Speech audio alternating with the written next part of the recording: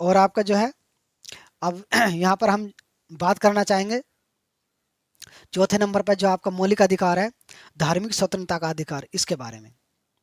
धार्मिक स्वतंत्रता के अधिकार के अंतर्गत अनुच्छेद 25, 26, 27 और 28 ये अनुच्छेद दिए गए हैं। तो सबसे पहले हम जो अनुच्छेद 25 का यहाँ पर मैं जिक्र करूंगा। अनुच्छेद 25 का जो पहला ही खंड है, इसमें जो है अंतकरण की स्वतंत्रता तथा किसी भी धर्म को मान्य एवं प्रचार करने की स्वतंत्रता दी गई है।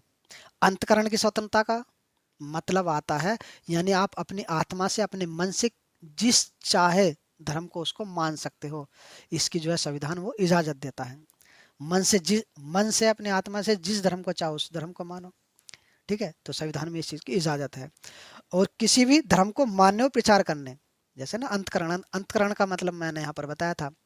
और यानी किसी भी धर्म को मानने और प्रचार करने, इससे इसको तो आपको अच्छे समझ में आ ही रहा होगा, ये तो सीधा सा स्पष्ट है कि यानी किसी भी धर्म को आप जो है मान सकते हो, जिसको आप जो भी धर्म आपको अच्छा लगता है उसका प्रचार भी कर सकते हो, ठीक है। तो संविधान इस चीज की इजाजत देता है। अनुच्छेद 25 का पहला ही खंड है, इसी में ये बात बताई गई है। और अनुच्छेद 26 में कहता है कि अगर आपने मन से किसी धर्म को मान लिया और उसको वैसे भी आपने जो है एक्सेप्ट कर लिया और उसका प्रचार भी आपने करना शुरू कर दिया, ठीक है, आप प्रचार भी कर सकते हो, मान भी सकते हो उसको। तो अब जो है संविधान में ये बात कही गई है फिर अनुच्छेद 26 के अंतर्गत कि धार्मिक मामलों के प्रबंध की स्वतंत्रता है, कि आप जो है लोगों को जोड़कर फिर जो आप उस धर्म का जो आप प्रबंध कर सकते हैं।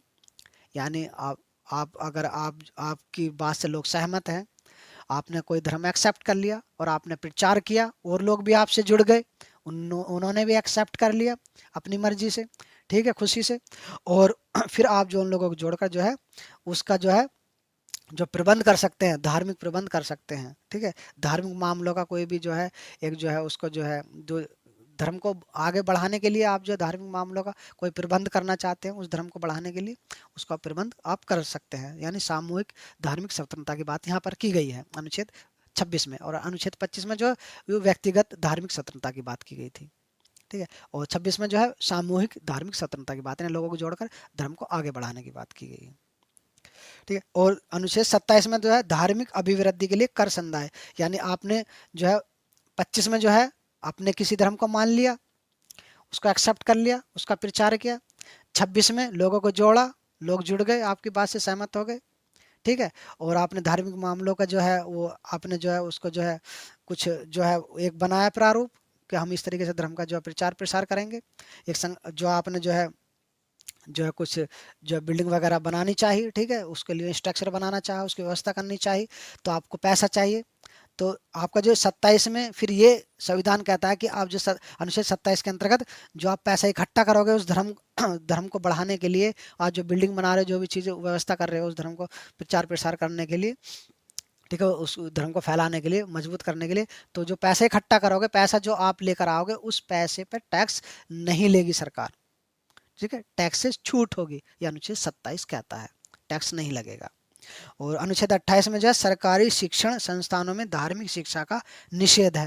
यानी अनुच्छेद 28 कहता है कि जो भी सरकार जिन जो है शिक्षण संस्थानों में सरकार जो है वो सहायता दे रही है, यानी पैसे से मदद कर रही है, यानी सरकार का पैसा वहां पर लगाया जा रहा, सरकार पैसे से मदद कर रही है, ठीक है ना।